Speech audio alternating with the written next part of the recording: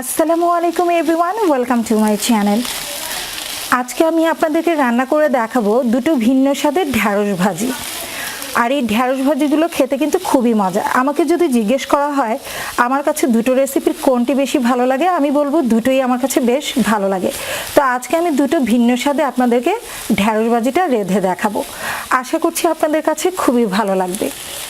যারা নিয়মিত আমার ভিডিওগুলো দেখেন কিন্তু এখন পর্যন্ত আমার চ্যানেলটিকে সাবস্ক্রাইব করেনি, তাদের কাছে আমার অনুরোধ রইল ঝটপট আমার চ্যানেলটিকে সাবস্ক্রাইব করে ফেলুন এরকম আরও নতুন নতুন রেসিপি পেতে।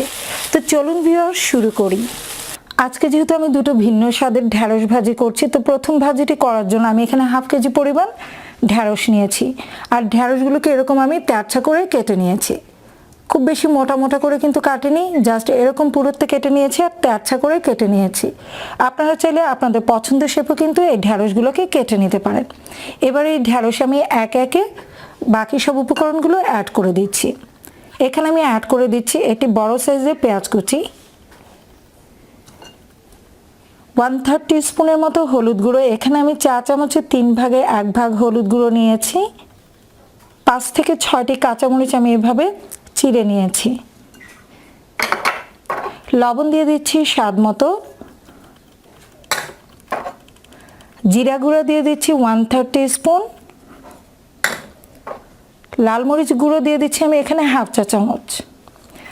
ঝালটা আপনাদের ইচ্ছে অনুযায়ী বাড়িয়ে বা কমিয়ে নিতে পারেন। আদা রসুন পেস্ট দিয়ে দিচ্ছি হাফ চা চামচ। আমি এখানে আদা রসুন মিলে হাফ চা চামচ নিয়েছি। এবারে এই সব কিছু আমি একটু মেখে নিব। তো ভালোভাবে এই সব মশলাগুলো ঢ্যাঁড়সের সাথে মেখে নিতে হবে। আমি সব মশলাগুলোই ভালোভাবে এই ঢ্যাঁড়সের সাথে মেখে নিয়েছি। আর এই ঢ্যাঁড়সগুলোকে আমি আধা ঘন্টার জন্য ম্যারিনেট করে রেখে দিই। দ্বিতীয় ভাজিটি করার জন্য আমি এখানে প্যানে প্রথমে নিয়ে নিচ্ছি 2 টেবিল চামচের মতো সয়াবিন তেল। তেল গরম হয়ে গেলে এতে আমি দিয়ে দিব ফেটিয়ে রাখা একটি ডিম। আমি সামান্য পরিমাণ লবণ দিয়ে ডিমটাকে আগে থেকে ফেটিয়ে রেখেছি।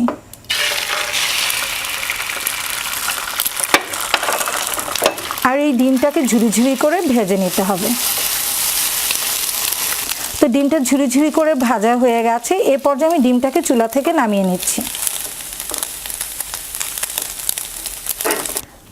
ডিমটা তুলে নেওয়া হয়ে গেলে আমি একই প্যানে দিয়ে দিচ্ছি আরও 2 টেবিল চামচের মতো সয়াবিন তেল। তেল গরম হয়ে গেলে এতে আমি অ্যাড করে দিব একটি মিডিয়াম সাইজের পেঁয়াজ কুচি। কাঁচামরিচের ফালি নিয়েছি এখানে 5 থেকে 6টি কাঁচামরিচ আমি এভাবে চিড়ে নিয়েছি।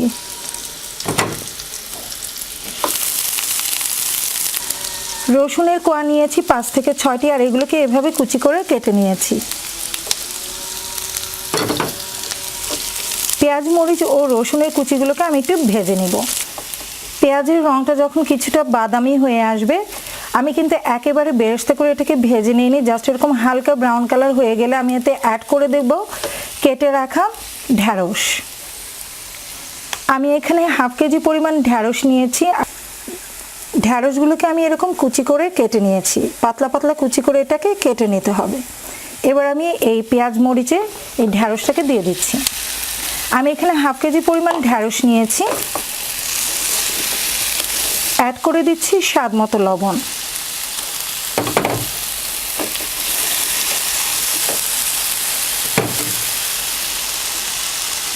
জিরা গুঁড়ো দিয়ে দিচ্ছি আমি এখানে 1/3 টিস্পুন। যেহেতু এই রান্নাটায় আমি ডিম ইউজ করবো, তাই আমি সামান্য পরিমাণ জিরা গুঁড়া দিয়েছি। এতে করে এই ভাজিটা খেতে ভীষণ ভালো লাগবে। এ পর্যায়ে দিয়ে দিচ্ছি ঝুরি করে ভেজে রাখা সেই ডিম।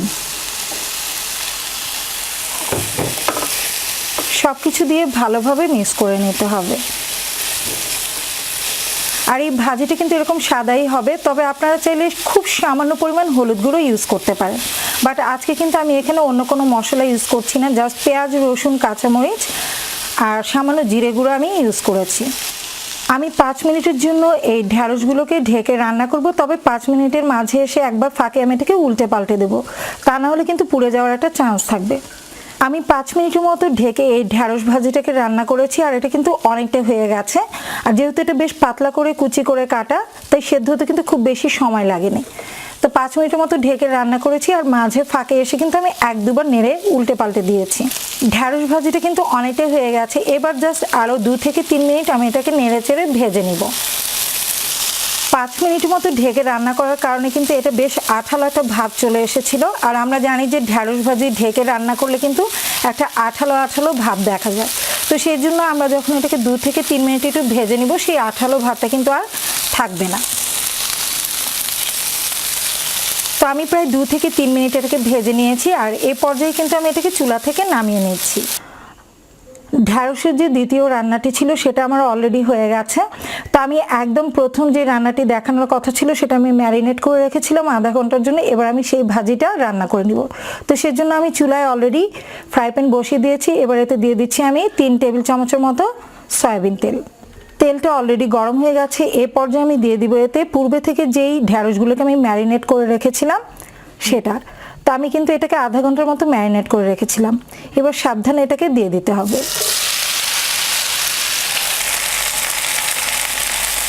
আর এই পর্যায়ে কিন্তু আমি কোনো পেঁয়াজ বা মশলা অ্যাড করব না, জাস্ট তেলের উপর এটাকে ভেজে নিতে হবে, কারণ আমি পূর্বে থেকে কিন্তু সব কিছু মেখে রেখেছিলাম।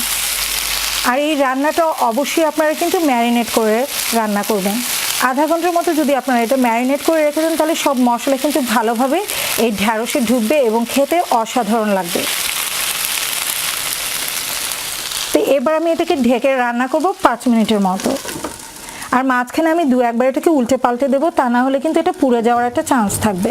আমি 5 মিনিটের মতো এই ঢ্যাঁড়সগুলোকে রান্না করেছি, আর এটা কিন্তু এখন অনেকটাই সেদ্ধ হয়ে গেছে। আর যেহেতু আমি এটা টুকরো করে কেটেছি তাই সেদ্ধ হতে আরও কিছুটা সময় লাগবে। প্রথম ভাজিটি কিন্তু বেশ মিহি কুচি করে কাটা ছিল, তাই সময় বেশি লাগেনি। আর এই ভাজিটার ক্ষেত্রে একটু সময় বেশি লাগবে। তো আমি এটাকে আরও 5 মিনিট ঢেকে রান্না করব, আর মাঝে মাঝে এসে একটু উল্টে পাল্টে দেবো।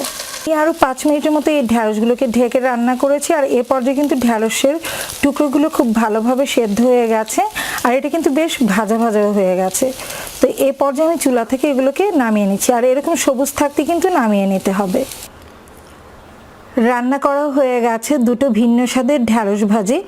সো ভিউয়ার্স, আপনারা হয়তো দেখে বুঝতে পারছেন, আর এই দুটো স্বাদেই কিন্তু ভীষণ ভালো লাগে। তো আপনারা বাসায় ট্রাই করবেন, আশা করছি আপনাদের কাছেও ভালো লাগবে। যদি ভালো লাগে তাহলে লাইক, কমেন্ট এবং শেয়ার করার অনুরোধ রইল। খুব শীঘ্রই ফিরে আসবো নতুন কোনো রেসিপি নিয়ে। সে পর্যন্ত সবাই ভালো থাকবেন, সুস্থ থাকবেন।